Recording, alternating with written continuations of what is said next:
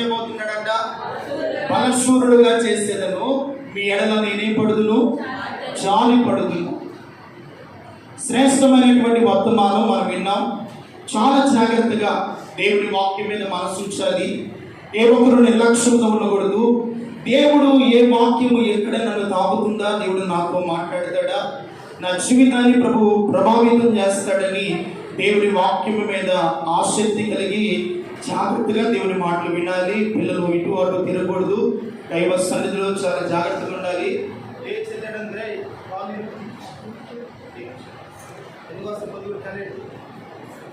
చాలా జాగ్రత్తగా ఉండాలి. వాక్యము దేవుడు మనతో మాట్లాడుతున్నప్పుడు ఆయన మాట ఎంత జీవమగలదో, ఎంత సజీవమైనదో దేవుని వాక్యాన్ని గౌరవించాలి. మనం దేన్ని గౌరవించాలి? దేవుని మాటను, దేవుని వాక్యాన్ని మనం గౌరవించినప్పుడే మన జీవితాల్లో దేవుడు ఆశ్చర్యమైనటువంటి కార్యాలు ప్రభువు జరిగిస్తున్నాడు. దేవుని స్తోత్రం కలుగును గాక. కూర్చోవాలి, మీకు అందరూ కూర్చోవాలి. దేవుని వాక్యాన్ని జాగ్రత్తగా విన్నాం. చూడండి, జకర్యా గ్రంథము, జకర్యా ప్రవచన గ్రంథము 10వ అధ్యాయము. జకర్యా ప్రవచన గ్రంథము 10వ అధ్యాయము 6వ వాక్యాన్ని చదువుకున్నాం. నేను యోధా వారిని బలశూరుడుగా చేసేదను, యోసేపు సంతతి వారిని రక్షణ కలుగు చేసి వారికి నివాస స్థలం ఇచ్చేదను. నేను వారి ఎడల జాలి పడుదును, నేను వారి దేవుడినైన యెహోవాను. దేవుని స్తోత్రం చెప్పండి గట్టిగా, హల్లెలూయా. కళ్ళు వంచండి, ప్రార్థన చేసుకుంటాం. అడగండి, ప్రభువా ఈరోజు నా చదివిన లేఖన భాగముల నుండి మాతో మీరు మాట్లాడండి. మీరు మాట్లాడితే వినాలని మీ మందిరానికి వచ్చామయ్యా. నీ బలిపీఠము చెంత మేము చేయలేము. మాట్లాడేది మనుషుడు కాదు, మాట్లాడేది పరిశుద్ధాత్మ దేవ, మీరు మాత్రమే మాట్లాడండి. శ్రద్ధ భయభక్తులు కలిగి భయముతో వణుకుతో నీ మాటను జాగ్రత్తగా ఆలకించే జ్ఞానాన్ని నీ బిడ్డలకు ప్రసాదించండి ప్రభువా. వాక్యము నీది, ప్రచురు నీవారు. నిలబడిన నీ దాసుడు వచ్చివాడు బలహీనుడు ప్రభువా. మరుగు చేసి కొద్ది నిమిషాలు మాకు అర్థమయ్యే రీతిలో ఆత్మస్వరూపిగా, అదృశ్య దేవుడుగా తండ్రి తన బిడ్డలతో మాట్లాడిన రీతిగా ఈరోజున మీరు మాతో మాట్లాడి మా జీవితాలు బలపరిచి ఆశీర్వదించమని యేసు నామమున ప్రార్థన చేస్తున్నాము తండ్రి. చెప్పండి, ఆమేన్, ఆమేన్, హల్లెలూయా. ఇంకెవ్వరూ ఇటువంటి తిరగకుండా దేవుని వాక్యాన్ని కొద్ది నిమిషాలు వాక్యం మీద మన మనసు కేంద్రీకృతం చేసి జాగ్రత్తగా విన్నాం.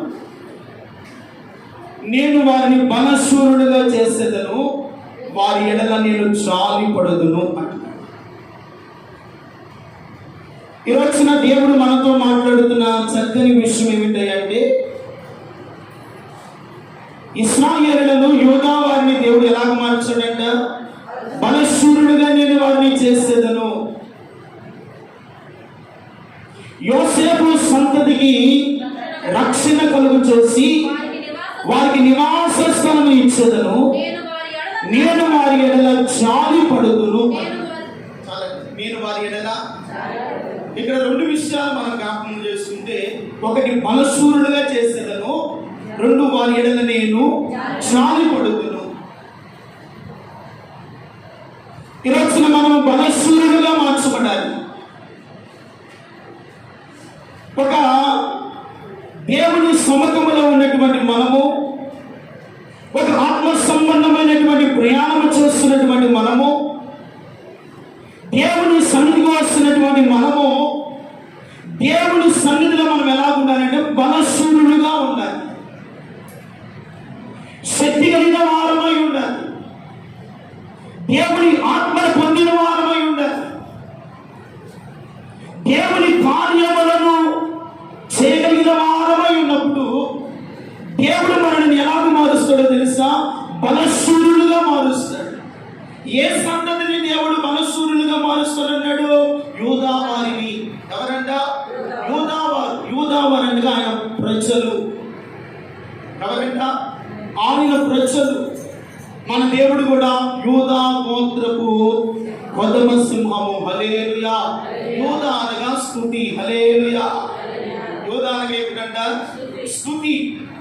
నీ జీవితంలో ఎంత స్తుతి ఉంటుందో, ఎంతగా దేవుని మహిమపరుస్తూ ఉంటావో, నీ ఆత్మీయ జీవితంలో మిమ్మల్ని దేవుడు ఎలాగో మార్చబోతాడంటే బలశూరమైనటువంటి కార్యాలు చేసే వ్యక్తులుగా నా దేవుడు చేయబోతున్నాడు. దేవుని స్తోత్రం చెప్పండి. బలశూరుడుగా మీరు మార్చబడాలి. శక్తిగల వారిగా మీరు మార్చబడాలి. శత్రువు తంత్రములను ఎదిరించే ఒక బలమైన యోధులుగా మీరు మార్చబడాలి.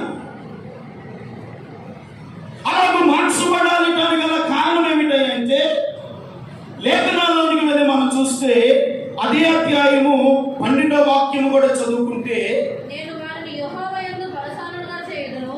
యెహోవా యందు వారిని బలశాలులుగా చేయుదును,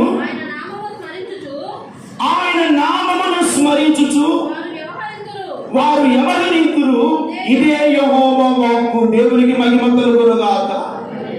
యెహోవా వాక్కు ఏమని చెప్తుందంటే, నేను వారి యందు బలశాలులుగా చేయుదును, ఆయన నామమును వారు స్మరించుదురు. దేవునికి మహిమ కలుగునుగాక.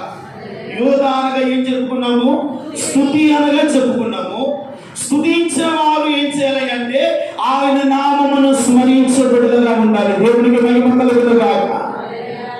ఏం చేయాలంటే ఆయన నామమును స్మరించే వారుగా ఉండాలి. దేవుని నామాన్ని స్మరిస్తూ ఉన్నప్పుడు మీరు ఎలాగూ దేవుని సన్నిధిలో మార్చబడతారో తెలుసా? బలశూరులుగా మార్చబడతారంట. దేవునికి మహిమ కలుగునుగాక. దేవుని కార్యములను చేసేవారుగా మార్చబడతారు. దేవునికి మేలును అనుభవించేవారుగా మార్చబడతారు. అలాగూ మాత్రమే కాదు, మీ ఎడల, మీ కుటుంబాల ఎడల, మీ బిడ్డల ఎడల, మీ ఆత్మీయ జీవితం ఎడల నా దేవుడైన యెహోవా జాలి పడునుగాక. ఏ పడతాడంట? మీ ఎడలైనా జాలి పడును. ఆయన మన ఎడల జాలి పడే దేవుడు కానీ మనల్ని శిక్షించేవాడు, మనల్ని దండించేవాడు, మనల్ని నాశనం చేసేవాడు మాత్రము కాదు. మన ఎడల జాలి పడే దేవుడు. యూదా వారులారా, నేను మిమ్మల్ని బలశూరుడుగా చేస్తాను.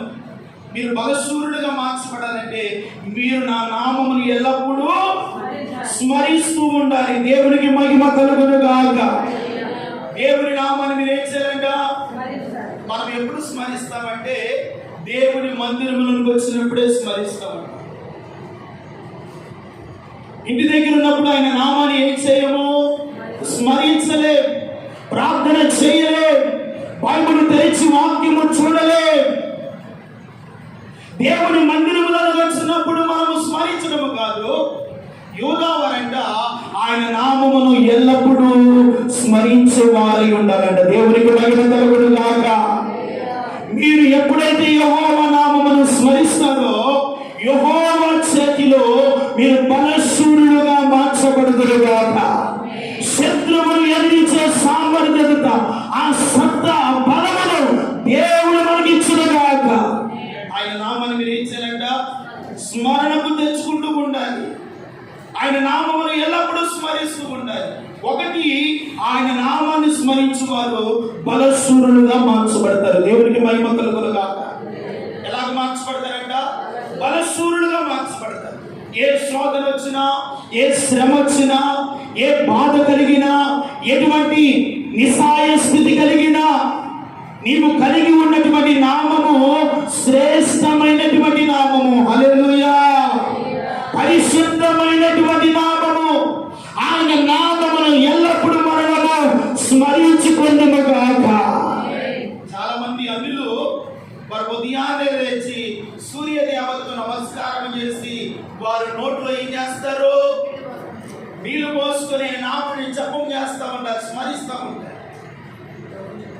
అవి నోరుండి మాట్లాడలేవి, అవి కన్ను నుండి చూడలేవి, అవి కాలు నుండి నడవలేవి. మరి అంత నామస్మరణ వారు చేస్తుంటే మనం ఆరాధిస్తున్న దేవుడు సమాధిలో నుండి తిరిగి లేచి మరణాన్ని జయించి సర్వశక్తి కలిగినటువంటి దేవుని మనం కలిగి ఉన్నాము. ఇంకెంతగా ఆయన నామాన్ని స్మరించాలి. హల్లెలూయా. మరి ఇంకెంతగా ఆయన నామాన్ని స్మరించాలి. ఈ రోజున నీ కుటుంబాల్లో దరిద్రత, శోధన, బాధలు, ఇరుకు, ఇబ్బంది, వేదన అనుభవించడానికి గల కారణము స్మరించే కుటుంబాలలో శోధనలు రావు. హల్లెలూయా. ఆయన నామాన్ని స్మరించే వారి జీవితంలో ఆనందము, సమాధానము, నెమ్మది, శాంతి ఆ కుటుంబంలో నిత్యము ఏలుబడి చేస్తూనే ఉంటుంది. దేవునికి మహిమ కలుగునుగాక.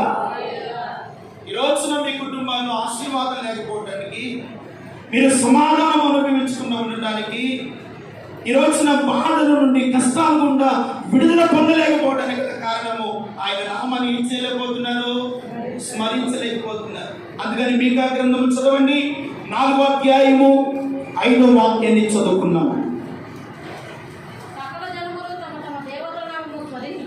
సకల జనులు తమ తమ దేవతల నామమును స్మరించుచు నడుచుకొందురు. మనమైతే మన దేవుడైన యెహోవా నామమును ఎల్లప్పుడూ స్మరించుకొందుము. హల్లెలూయా. సకల జనులు ఎవరంటే, సకల జనులు తమ తమ దేవతల నామమును ఏం చేస్తున్నారంట, స్మరించుచు నడుచుకొనుచున్నారు. మనమైతే ఏం చేయాలంట, మన దేవుడైన యెహోవా నామమును వారానికి ఒకసారి స్మరిస్తే సరిపోతుందా? ఏదో ఆదివారం పూటే దేవుని నామాన్ని స్మరిస్తే సరిపోతుందండి? మిగతా దినాలన్నీ కూడా దేవుని నామాన్ని స్మరించకుండా మన పనుల్లోనూ, మన ఉద్యోగ బాధ్యతల్లోనూ, మన వ్యాపారాల్లోనూ, ఇంకా మన కుటుంబంలో ఉన్నటువంటి అనేకమైన సమస్యల వలన ఆయన నామాన్ని ఏం చేయలేకపోతున్నాము, స్మరించలేకపోతున్నాము. ఇప్పుడు వారు ఆయన నామాన్ని ఎంతగా స్మరిస్తున్నారు, తమ తమ దేవతలను బట్టి వారు ఎల్లప్పుడూ ఆయన నామాన్ని అంతగా స్మరిస్తూ ఉన్నారు. మనమైతే మన దేవుడని యెహోవా నామమును ఎల్లప్పుడూ ఏం చేయాలంట, స్మరించుకుంటుము. దేవునికి మహిమ కలుగునుగాక. ఎల్లప్పుడూ ఆయన నామాన్ని మీరు ఏం చేయాలంట, స్మరించాలి. అందుకనే భక్తుడైన దావీదు నా పూర్ణ హృదయముతో నా దేవుడిని నేను ఎల్లప్పుడూ స్మరించెదను అంటున్నాడు. దేవునికి మహిమ కలుగునుగాక. ఏ హృదయముతో స్మరిస్తాడంట, నా పూర్ణ హృదయముతో నా దేవుడిని యెహోవా నామమును నేను స్మరించెదను. ఈ రోజున దేవుని మందిరానికి వచ్చిన దేవుని బిడ్డలారా, ఈ రోజు నుండి మీరు ప్రారంభించండి. ఎల్లప్పుడూ మీ కుటుంబాలలో దేవుని నామ స్మరణే వినబడునుగాక. దేవుని నామ స్మరణ, దేవుని గురించిన కీర్తన నీ హృదయంలో మ్రారుమోగునుగాక. మీ కుటుంబాల్లో ఎల్లప్పుడూ దేవుని నామ స్మరణ ఉంటే అక్కడ దయ్యపు శక్తులు పనిచేయవు, రోగ బలహీనతలు పనిచేయవు, ఆ కుటుంబంలో శాపము ఏర్పడి చేయదు, ఆ కుటుంబంలో ఆర్థిక సమస్యలు ఉండవు, ఆ కుటుంబంలో అనారోగ్యం అనే ఖాళీ ఏర్పడి చేయదు. ఎందుకంటే దేవుని నామాన్ని స్తుతించి దేవుని నామాన్ని స్మరించే దగ్గర దేవుని శక్తి వారిని ఆవరిస్తూ ఉంటున్నారు. దేవునికి మహిమ కలుగునుగా. దేవుని శక్తి ఆవరిస్తుంది. కనుక ఇశ్రాయేలులు ఏం చేశారయ్యా అంటే, యూదా వారు బలశూరులుగా మార్చబడటానికి గల కారణము ఆయన నామమును స్మరిస్తూ ఉన్నారంట. దేవునికి మహిమ కలుగునుగాక. మీరు కూడా ఏం చేయాలంట, మనం ఎలాగ మార్చబడాలంటే బలశూరుడమైనటువంటి వారుగా మార్చబడాలి. దేవుని స్తోత్రం కలుగునుగాక. దేవుని కార్యాలు చేసేవారిగా మార్చబడాలి. అలాగ మార్చబడాలి అంటే మీరు ఎల్లప్పుడూ ఆయన నామాన్ని ఏం చేయాలంట, స్మరిస్తారు. ఆయన నామాన్ని స్మరిస్తూ ఉంటే ఏం జరుగుతుందో 7వ వచనం కూడా చదవండి. మీకా గ్రంథము 4వ అధ్యాయం 7వ వచనం. ఇదిగో కుంటివారు విశేషముగాను, దూరమునకు వెళ్ళగొట్టబడిన వారిని బలమైన జనముగాను నేను చేతులు. దేవునికి మహిమ కలుగునుగాక. 6వ వచనం చదవండి. ఇదిగో ఆ దినమున నేను కుంటి వారిని పోగు చేయుదును, అవతలకు వెళ్ళగొట్టబడిన వారిని, బాధింపబడిన వారిని నేను సమకూర్చుదును. ఇదే యెహోవా వాక్కు. చెప్పలకు దేవునికి మహిమ కలుగునుగాక. హల్లెలూయా. ఎవరిని సమకూరుస్తానంటున్నాడు? ఆ దినమున నేను కృంగి వారిని పోగు చేయుదును, అవతలకు వెళ్ళగొట్టబడిన వారిని, బాధింపబడిన వారిని నేను సమకూర్చదను. దేవునికి మహిమ కలుగునుగా. ఎవరిని సమకూరుస్తారంటే కుంటి వారిని, వెళ్ళగొట్టబడిన వారిని, బాధింపబడుతున్న వారిని నేనేం చేస్తాను? సమకూరుస్తాను. దేవునికి మహిమ కలుగునుగా. ఈ రోజున ఏ సమస్య చేత నువ్వు బాధించబడుతున్నావో, ఏ పరిస్థితుల వల్ల నువ్వు వేదన అనుభవిస్తూ ఉన్నావో, ఏ సమస్య వలన దేవుని యొద్దకు వచ్చి ఆయన నామాన్ని స్మరించలేకపోతున్నావో, తిరిగి నా దేవుడు మిమ్మలను ఆయన సమకూర్చబోతున్నాడు. దేవునికి మహిమ కలుగునుగాక. ఆయన సన్నిధిలో మీరు సమకూర్చబడి ఎల్లప్పుడూ మీరు ఆయన నామమును స్మరణకు తెచ్చుకుందురుగాక. అలా తెచ్చుకుంటానంట. 7వ వచనం అంటాడు కదా, కుంటి వారిని విశేషముగాను, ఘోరములకు వెళ్ళగొట్టబడిన వారిని బలమైన జనముగా చేసేదను. దేవునికి మహిమ కలుగునుగా. ఎలా మారుస్తాడంట మనలను? ఒక బలమైన జనముగా, ఒక ఆశీర్వాదకరమైన జనముగా, ఒక దీవెనకరమైనటువంటి జనముగా దేవుడు మారుస్తాడు అంటున్నాడు. దేవునికి మహిమ కలుగునుగా. ఎప్పుడయ్యా ఈ కార్యాలు మన జీవితంలో జరుగుతున్నాయి అంటే ఎల్లప్పుడూ ఆయన నామాన్ని మీరు ఏం చేయాలంట? స్మరించుకుంటూ ఉండాలి. ఆయన నామాన్ని ఏం చేయాలంట? స్మరించుకుంటూ ఉండాలి. ఆయన నామమును కాకుండా వేరొక నామమును మన నోట ఉచ్చరింపకూడదు. దేవునికి మహిమ కలుగునుగా. ఇశ్రాయేలుతో చెప్పాడు, ఇదిగో నేను తప్ప వేరొక దేవుడు నీకు, నేను తప్ప వేరొక దేవుడు నీకు ఉండకూడదు. భూమి యందు గాని, భూమి కింద ఉన్న నేల యందు గాని, ఆకాశమందు గాని నేను తప్ప ఏ దేవుడు నీకు ఉండకూడదు. ఇది ఖచ్చితంగా చెప్పినటువంటి ఆజ్ఞ. దేవుని స్తోత్రం చెప్పండి. హల్లెలూయా. ఇది 10 ఆజ్ఞలలో మొదటి ఆజ్ఞ. దేవుడు చెప్పాడు, నేను తప్ప వేరొక దేవుడు, నా నామమును తప్ప వేరొక నామాన్ని మీరు ఉచ్చరించకూడదు. వాటి పేర్లు కూడా మనము ఎత్తకూడదు. ఈరోజున కొన్ని కుటుంబాలలో ఆయన నామాన్ని స్మరించవలసిన బదులుగా సినిమాలు, సీరియాలు, లోక సంబంధమైనటువంటి ఎన్నో కార్యక్రమాలు జరుగుతాయి. మరి నీ ఇంట్లోనికి సాధారణ రాకుండా ఆశీర్వాదం వచ్చిందంటే, శోధనలు రాకుండా సంతోషము కలుగుతుందా? నెమ్మదితో నువ్వు పడుకుంటావా? క్షేమాన్ని అనుభవిస్తావా? ఈరోజున చాలా మంది కుటుంబాల్లో పైకి క్రైస్తవులు మందిరానికి వెళ్ళేవారమని చెప్పుకుంటున్నాం, కానీ ఈరోజున మన కుటుంబాల్లో ఏమి వినబడుతుంది? ఈరోజున మన కుటుంబాల్లో ఏది మనం చూస్తున్నాం, ఏది మనం చేస్తున్నాం ఆలోచించండి. యూదావారు గారు, మీరు ఎల్లప్పుడూ నా నామమును స్మరిస్తేనంట నేను మిమ్మల్ని బలశూరుడుగా చేసేదను. హల్లెలూయా. ఆయన నామాన్ని స్మరిస్తూ ఉంటే మీరు ఎలా ఉంటారంట? బలశూరుడుగా చేసేది. దావీదు బలశూరుడు అవుతానికి గల కారణము, ఉదయం లేచిన, మధ్యాహ్నమున, సాయంకాలమున, ప్రతి దినమున ఆయన నామమే దావీదు నోట నుండి వెలువడుతూనే ఉంది. దేవునికి మహిమ కలుగునుగాక. ఆయన నామము తప్ప వేరొక నామాన్ని ఎక్కడ కూడా ఆయన నామము తప్ప వేరొక నామాన్ని ఉచ్చరించలేదు. శత్రుతో యుద్ధానికి వెళ్ళాలా? దేవునికి సన్నిధిలో ప్రార్థించాడు. శోధన వచ్చిందా? దేవుని స్తుతించేవాడు. శ్రమ కలిగిందా? దేవుని పాదాలు ఏం చేశాడంట? ఆశ్రయిస్తూ ఉన్నాడు. దేవునికి మహిమ కలుగునుగాక. ఈ రోజున మనము బలశూరమైన వారిగా మార్చబడాలి అంటే, యెహోవా మన యందు జాలిపడాలి అంటే, యోసేపు సంతతి యందు దేవుడు జాలిపడాలి అంటే, మనం ఎవరి సంతతి వారము? యోసేపు సంతతి వారము, యాకోబు సంతతి వారము. దేవునికి మహిమ కలుగునుగాక. దేవుడు మన ఎడల ఏం పడాలంటున్నాడు? జాలిపడే దేవుడు. ఈరోజు ఎన్నో సందర్భాలు నీ మీద ప్రభు ఏం పడుతున్నాడు? జాలి పడుతూనే ఉన్నాడు. ఒకవేళ నువ్వు మాట వినకపోయినా, దేవుని ఎందుకు రాకపోయినా, దేవుని సన్నిధిలో కనబడకపోయినా ఏదో సందర్భాల్లో జాలి పడుతున్నాడు. కానీ ఆ జాలిని మనం ఏం చేస్తున్నామంటే ప్రియమైన వాళ్ళరా ఆసరాగా వాడుకుంటున్నాము.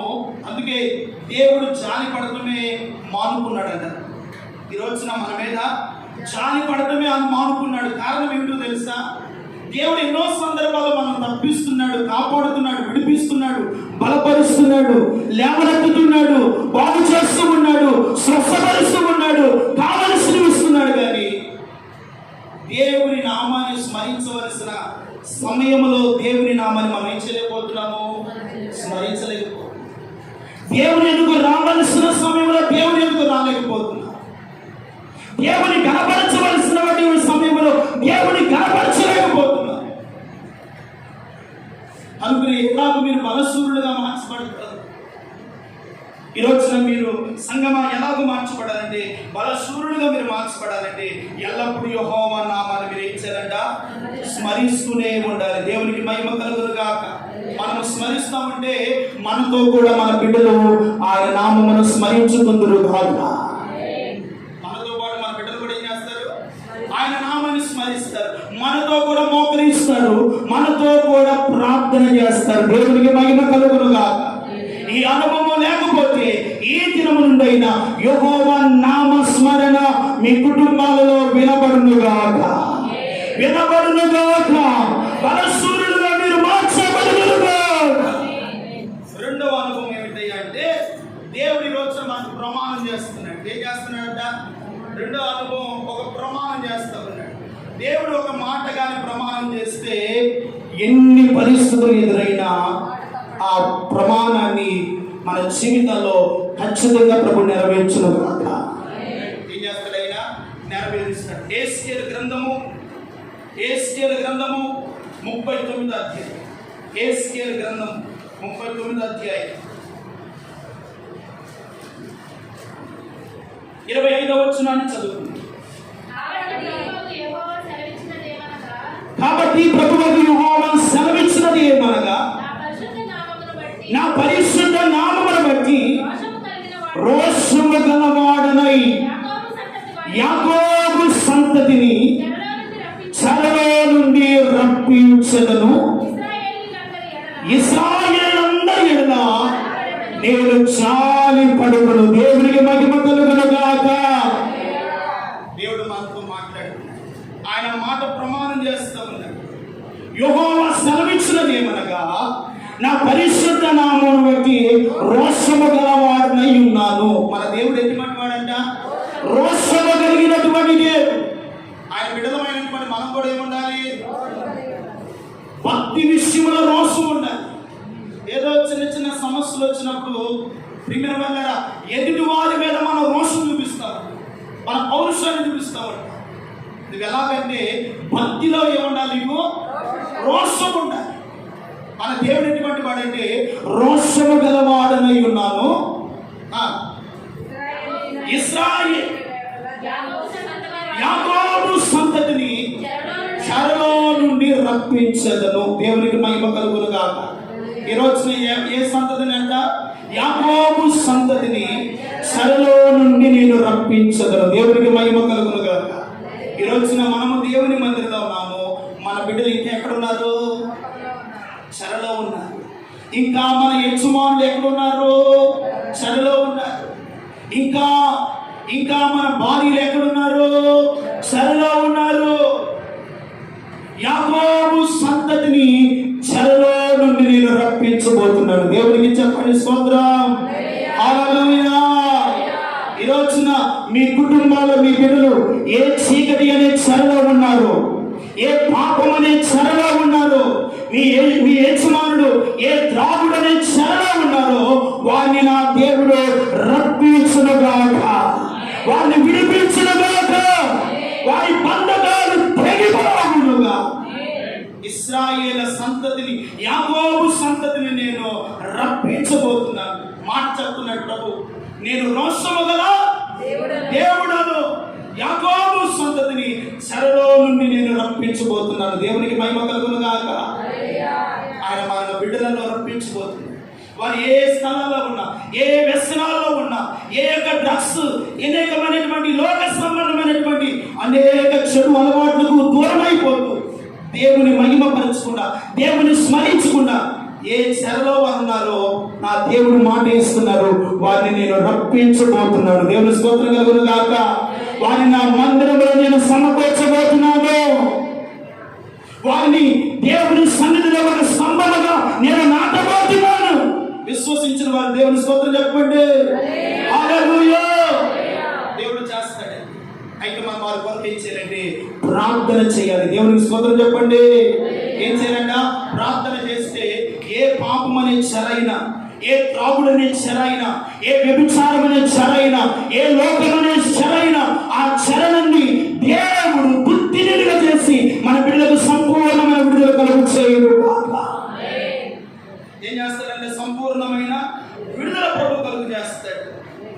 ఆయన విడుదల చేయడం మాత్రమే కాదు, ఇశ్రాయేలు అందరి ఎడల నేను జాలిపడతాను. దేవుని స్తోత్రం చెప్పండి. ఆయన గాని మన మీద జాలి పెడితే నీ శ్రమ నుండి నీకు విడుదల కలుగును గాక, నీ శోధన నుండి విడుదల కలుగును గాక. ఈరోజు నువ్వు అనుభవిస్తున్న దరిద్రత, శాపము, రోగము, బలహీనత, ఎటువంటి పరిస్థితులైనా ఇశ్రాయేలు ఎడల జాలిపడిన దేవుడు ఈ కల్వరి ప్రార్థనా మందిరంలో సహవాసముగా కూడిన మనందరి కుటుంబాల మీద యెహోవా జాలిపడును గాక. ఈ రోజు మన మీద పడతాడట, జాలి పడతాడన్నాడు. అంత మాత్రమే కాదు, ఆయన జాలి పడుతుందో మాత్రం కాదు, ఆయన చెప్పింది కూడా మనం చేయాలంట. ఇర్మియా గ్రంథము 31వ అధ్యాయము 18వ వాక్యాన్ని చదువు. యెహోవా ఈ మాట సెలవిచ్చుచున్నాడు, యాకోబు నివాస స్థలములను కరుణించి ఇదిగో వారి గుడారములను చెరలో నుండి నేను రప్పిస్తాను. దేవునికి మహిమ కలుగును గాక. ఏ సంతతిని కరుణిస్తానన్నాడు? యాకోబు సంతతిని నేను కరుణించి వారి గుడారములను చెరలో నుండి రప్పించెదను. గుడారం అనగా భౌతికమైనటువంటి శరీరం అనే గుడారం. అర్థమవుతుందా? ఇదేమిటంట? భౌతికమైన శరీరం అనే గుడారం. ఈ గుడారంలో ఉన్న వారు ఎక్కడున్నారు? చెరలో ఉన్నారు. ఈ భౌతికమైన గుడారము పతనము కాకుండా, నాశనము కాకుండా, పాడైపోకుండా, నరకములో పడకుండా మన కుటుంబాల్లో ఉన్నటువంటి గుడారాలన్నిటిని ప్రభువు స్థిరపరిచి కట్టునుగాక. హల్లెలూయా. మన గుడారాలు ఏది కూడా పాడు కాకూడదు. దేవుని స్తోత్రం చెప్పండి. ఈరోజున మన భర్తలు పాడైపోకూడదు, మన బిడ్డలు పాడైపోకూడదు, ఈ లోకములో వారు పతనం కాకూడదు, ఈ లోకములో వారి జీవితాలు నాశన కోపంలో పడిపోకూడదు. వారు కాపాడబడాలి. దేవునికి స్తోత్రం చెప్పండి. హల్లెలూయా. ప్రభు అంటున్నాడు కదా, మరలా చదువు మా మాట ఒకసారి. యెహోవా ఈ మాట సెలవిస్తున్నాడు, యాకోబు నివాస స్థలములన్నిటిని, ఇదిగో మీ నివాస స్థలములన్నిటిని నా దేవుడు జాలి పడటమే కాదట, కరుణించబోతున్నాడు. దేవునికి మహిమ కలుగును గాక. ఆయన కరుణిస్తున్నాడు, ఆయన కటాక్షించబోతున్నాడు, ఆయన మీ ఎడల జాలి పడబోతున్నాడు, ఆయన మిమ్మలను తన మహిమ కొరకు నిలబెట్టబోతున్నాడు. దేవుని స్తోత్రం చెప్పండి. హల్లెలూయా. అందుకని యాకోబు గుడారములను నేను రప్పిస్తాను. గుడారం ప్రియమైన వాళ్ళరా, నిన్న దినం చెప్పాను కదా పేతురు రాసిన పత్రికలో, ఇదిగో నా గుడారమును నేను త్వరగా విడిచిపెట్టవలసి ఉండదని ఎరిగాడంట. ఎవరో అపోస్తుడైనటువంటి పేతురు ఎరిగి అంటున్నాడు, ఈ గుడారాన్ని నేను విడిచిపెట్టవలసి ఉన్నదయ్యా. ఈ గుడారంలో ఉన్నంత కాలము నేను నా గుడారాన్ని కాపాడుకుంటూ ఇతర గుడారాలు నేను కట్టాలి. దేవుని స్తోత్రం చెప్పండి. హల్లెలూయా. ఏ గుడారము నాశనము కాకూడదు. దేవునికి మహిమ కలుగును గాక. ఏ కుటుంబము కూడా నాశనం అవ్వకూడదండి. ఏ కుటుంబము కూడా ఉగ్రతి పాలు కాకూడదు. ఏ కుటుంబము కూడా దేవునికి అవిధేయులుగా బ్రతకూడదు. ప్రతి గుడారము దేవునిలో స్థిరపరచబడును గాక. ఎక్కడ స్థిరపరచబడాలి? దేవునిలో స్థిరపరచబడాలి. దేవునిలో మీరు అంటు కట్టబడుతుందా? ఇదిగో ఈ భూమి మీద ఈ గుడారం అంటే శిథిలమైపోతుందంట. నిత్యమైనటువంటి గుడారము, శ్రేష్టమైనటువంటి గుడారము మన కొరకు పరలోకములో భద్రపరచబడబోతుంది. దేవుని స్తోత్రం కలుగును గాక. ఆ గుడారములో ఉన్నంత కాలము ఏ శోధన మనకు రాదు, ఏ సమస్యలు మనకు రావు. ఆ గుడారంలో ఉన్నంత కాలం, ఈ గుడారంలో ఉన్నంత కాలము శోధనలు వస్తాయి, బాధలు వస్తాయి, ఇరుకు వచ్చింది, ఇబ్బందులు వస్తాయి, బలహీనతలు వస్తాయి. ఇదే గుడారము శరీరం అని భౌతికమైన గుడారంలో ఉన్నంత కాలము వస్తుంది. అయితే నిత్యమైన గుడారము అది దేవుని చేత అమర్చబడుతున్నటువంటి మహిమ కలిగినటువంటి శరీరం అనే గుడారాన్ని దేవుడు నిర్మించబోతున్నాడు. దేవుని స్తోత్రం కలుగును గాక. ఆ గుడారములో ఉన్నంత కాలము మీరు మహిమాయుక్తమైన సమాధానము చేత, దేవుని కృప చేత యుగ యుగాలు దేవుని సన్నిధిలో ఆనందించుదురుగాక. హల్లెలూయా. అందుకనే ప్రియమైన వారలారా, ప్రభు ఏం చేశాడన్నా ప్రమాణం చేస్తూ ఉన్నాడు. నేను చెరలో ఉన్న వాటి యాకోబు సంతతిని ఏం చేస్తున్నానంట? రప్పిస్తాను, వారిని విడిపిస్తాను. ఏ పాపములో ఉన్నారు, ఏ శాపములో ఉన్నారు, ఆ చెరలో నుండి నేను ఏం చేస్తున్నానంటాడు?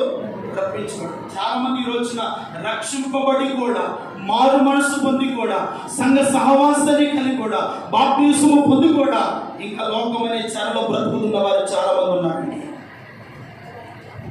ఆ చెరలోనికి అపవాది వారిని తీసుకొని వెళ్తుంది.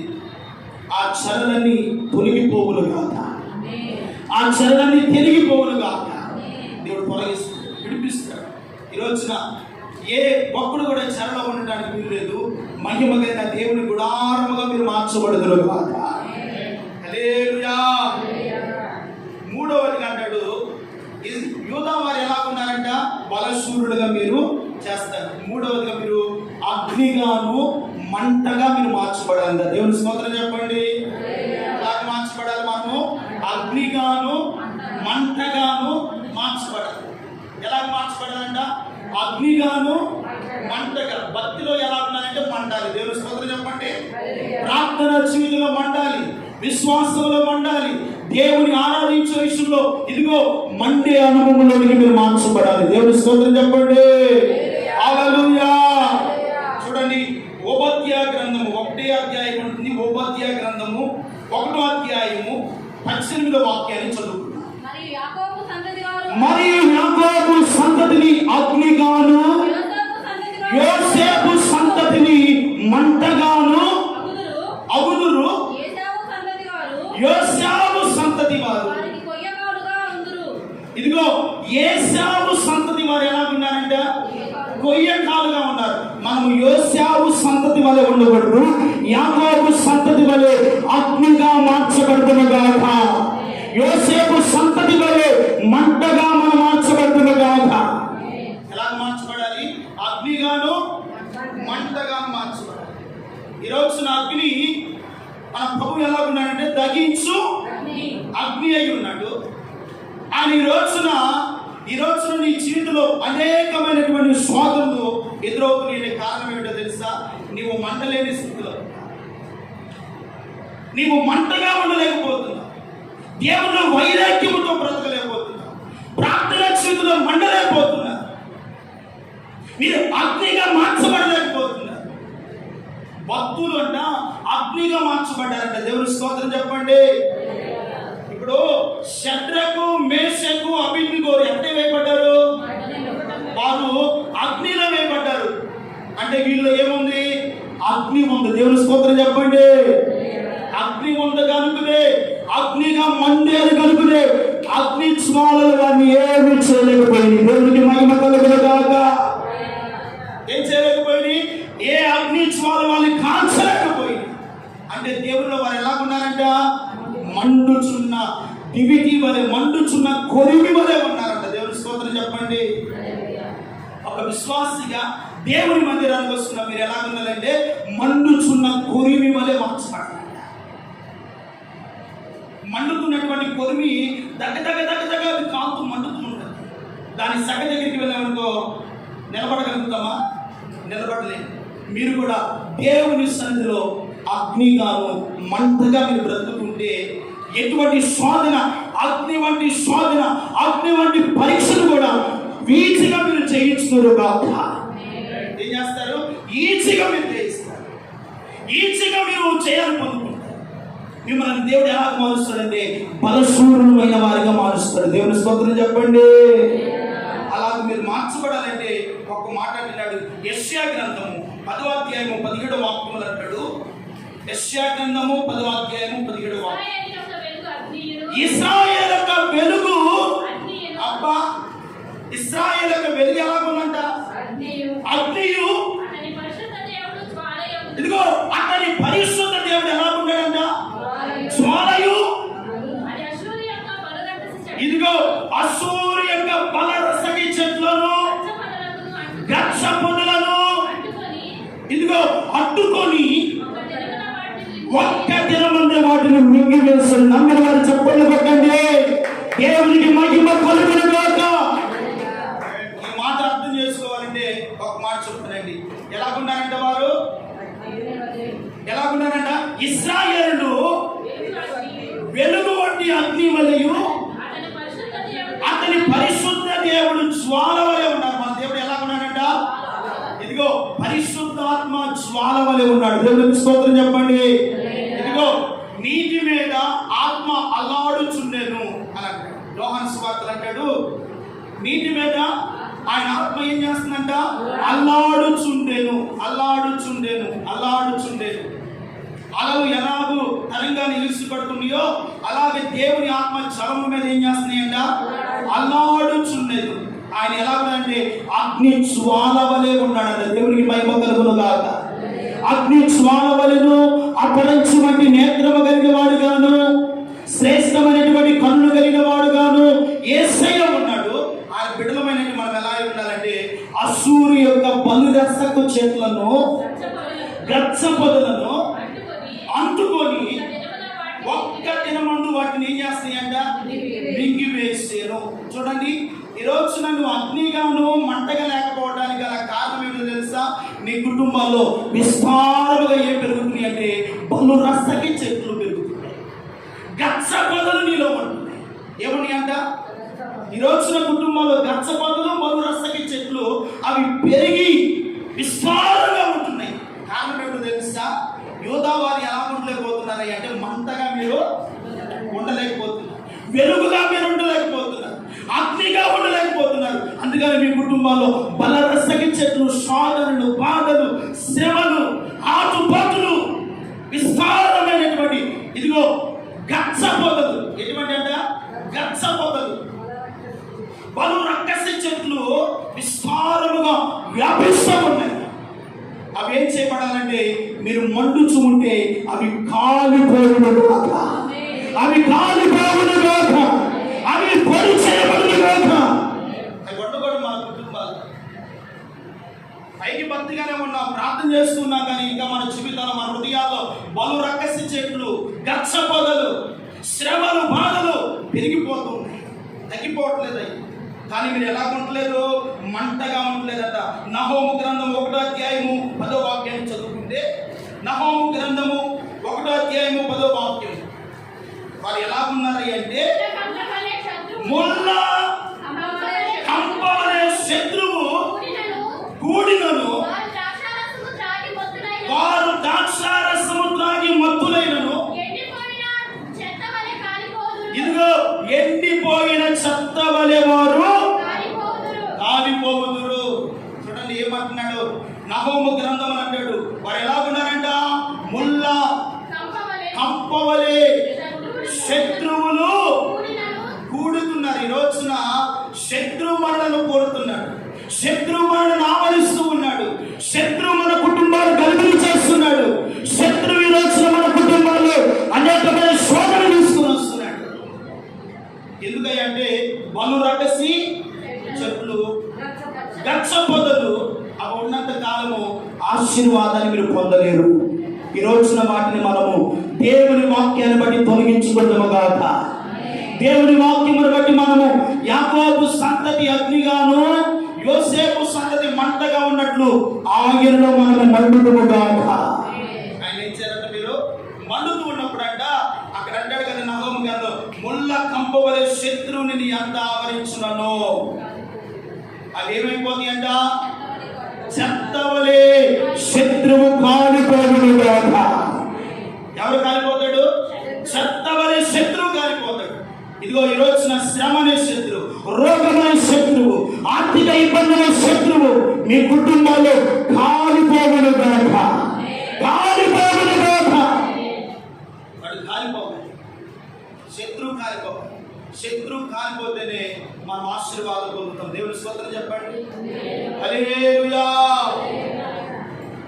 శత్రువు కాలిపోవాలంటే యోధా వారిని నేను బలశూరుడుగా చేస్తాను, వారి ఎడల నేను జాలి పడతాను అన్న చెప్తున్న దేవుడు, ఆయన మన ఎడల జాలి పడాలన్నా, మనల్ని బలశూరుడుగా చేయాలన్నా, ఒకటి ఆయన నామమును ఎల్లప్పుడూ మనం ఏం చేయాలంట? స్మరించాలి. రెండవది ఆయన ప్రమాణం చేస్తున్నాడు, యాకోబు సంతతిని చెరలో నుండి నేను రప్పించబోతున్నాను. దేవుని స్తోత్రం కలుగును గాక. మీ కుటుంబాల్లో ఉన్న చెరలన్నీ దేవుడు తొలగించును గాక. ప్రతి చెర నుండి దేవుడు మిమ్మల్ని విడిపించును గాక. మూడవది అంటాడు, యాకోబు సంతతి అగ్నిగాను, యోసేపు సంతతి మీరు ఎలా ఉండాలంట? మంటగా ఉండాలి. దేవుని స్తోత్రం చెప్పండి. మంటగా ఉండాలి. ఇప్పుడు ఏలియా మండేడు కనుకుడు, కర్మేలు పర్వతం మేరకు పరిశుద్ధాత్మ అగ్ని దిగి వచ్చింది. హల్లెలూయా. మీరు మండించి ఉంటే మీ ఇంటిలోనికి పరిశుద్ధాత్మ అగ్ని దిగి వచ్చును గాక. మీ ప్రాణ ఆత్మ దేహముల మీద అగ్ని జ్వాలలు ప్రజ్వలిల్లును గాక. నమ్మిన వారు గట్టిగా చెప్పండి. హల్లెలూయా. అందాలి. దేవుని స్తోత్రం చెప్పండి. కర్మేలు పర్వతం మీదకి అగ్ని దిగి వచ్చింది. ఇదిగో కల్వరి ప్రేయర్ చర్చ్ అనే మందిరం మీద మీ విశ్వాసంగా ఉన్న మీ మీద దేవుని అగ్ని దిగి వచ్చును గాక. దేవుని అగ్ని దిగి వచ్చును. అలాగే మీరు మండుచు ఉంటారు.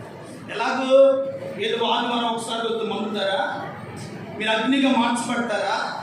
ఏదో దేవునికి ఆదివారం ఆచరించుకున్నట్లుగా దేవుని సన్నిధికి వస్తే మీరు మంటరు, ఆరిపోయే స్థితిలో ఉంటారు, కానీ మంటరు. మీరు వెలుగుతూ ప్రజ్వలించు జ్వాలలే మీరు మార్చబడాలి అంటే ఎల్లప్పుడూ ఆయన నామాన్ని ఏం చేయాలంట? స్మరించాలి. ఎల్లప్పుడూ దేవునికి మీరు ప్రార్థన చేదురుగాక, ఎల్లప్పుడూ దేవుని వాక్యాన్ని మీరు ధ్యానించుదురుగాక, ఎల్లప్పుడూ మీ కుటుంబంలో దేవుని గురించి ఆరాధన వినపడునుగాక. ఎల్లప్పుడూ వినపడాలి, ఎల్లప్పుడూ దేవుని స్తుతించాలి. ఏదో ఆదివారం ఒక్కసారి దేవుని బైబిల్ తెరవడం కాదు, ప్రతిరోజు క్రైస్తవుడు వాక్యాన్ని చదవాలి. ఏం చదవాలి? వాక్యం చదివితే నువ్వు మండుతావు. దేవుని స్తోత్రం చెప్పండి. వాక్యం చదవకపోతే నువ్వు మండలేవు. వాక్యము చదవలేకపోతే, వాక్యము నీ పాదములకు దీపముగా ఉన్నటువంటి వాక్యము నీలో లేకపోతే, ఏ వైపు నువ్వు ప్రయాణం చేస్తున్నావో, ఏ ముళ్ళకంచి వైపు వెళ్తున్నావో, ఏ స్వాదల వైపు వెళ్తున్నావో, ఏ నరకానికి వెళ్తున్నావో నీకు అర్థం కాదు.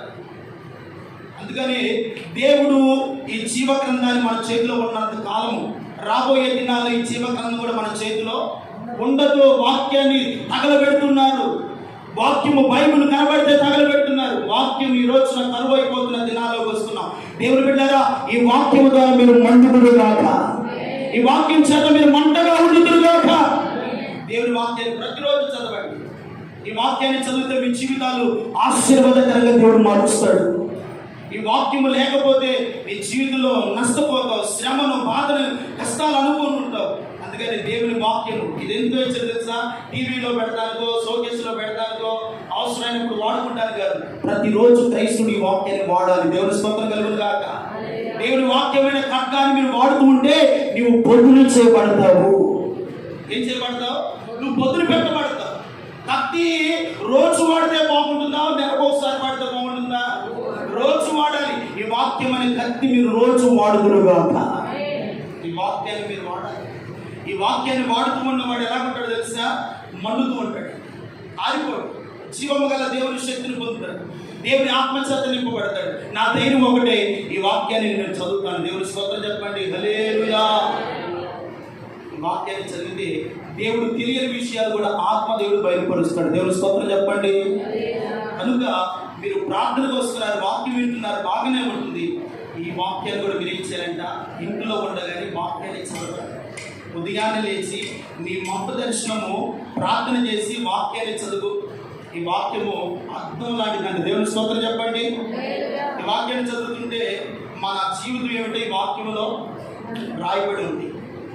అయ్యా, ఒకవేళ నేను వెళ్ళే మార్గం సరిగా లేదు ప్రభువా, నీ మార్గం యెహోవాకు అప్పగించమని వాగ్దానం వచ్చిందనుకో, నిజమేనయ్యా, ఎంతకాలం నా మార్గం సరిగా లేదు, ఇక నుండైనా నీ మార్గంలో నేను నడుస్తాను, ఆ రీతిగా నన్ను నడిపించంటే దేవుడు అలాగూ మిమ్మల్ని నడిపించడానికి ఆయన సిద్ధపడుతున్నాడు. దేవుని స్తోత్రం చెప్పండి.